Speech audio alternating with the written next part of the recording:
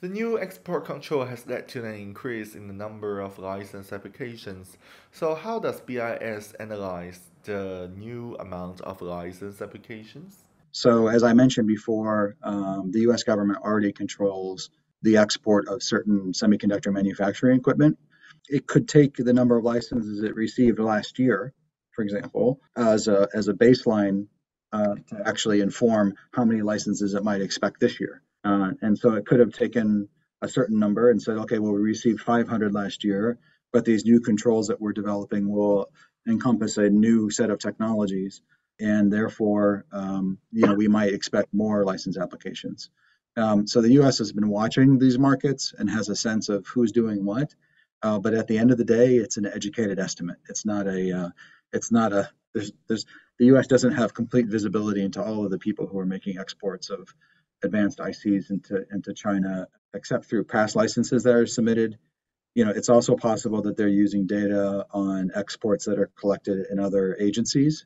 So we have something called the automated commercial environment in the United States, where exporters have to record the nature of their exports as they're leaving the United States.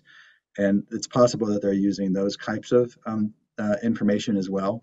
But I think you can only develop estimates about things that you have complete visibility into and knowledge. And particularly for a new area like supercomputers, I think they said that they would only expect five applications, and I thought, well, okay, that's if there only may be a handful of facilities in China that would meet the definition of supercomputers today.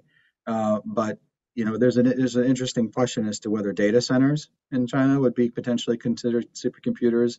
The U.S. government hasn't clarified that yet. Many lobbying groups and legal institutions play an important role in U.S. trade disputes. Are they concerned about U.S. restrictions on China? Um, yes and no. I don't think that these lobbying organizations will be able to change the overall trajectory of what's happening right now.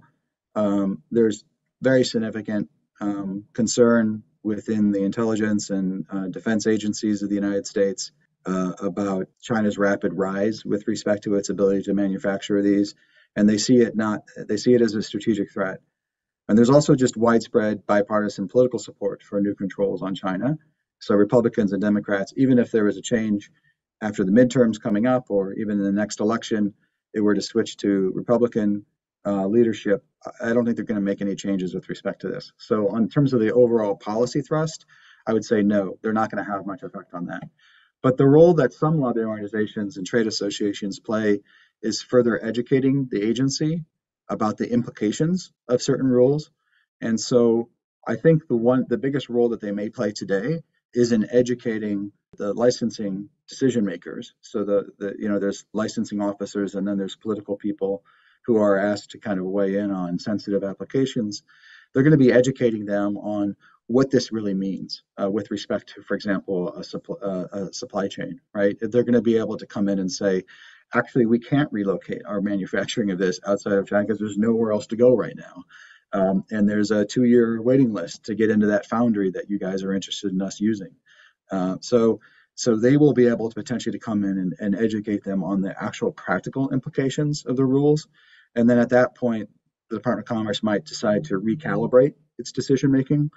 But I think it's going to be more recalibration in terms of licensing and the issuances of temporary general licenses than it will be an actual change in the controls themselves.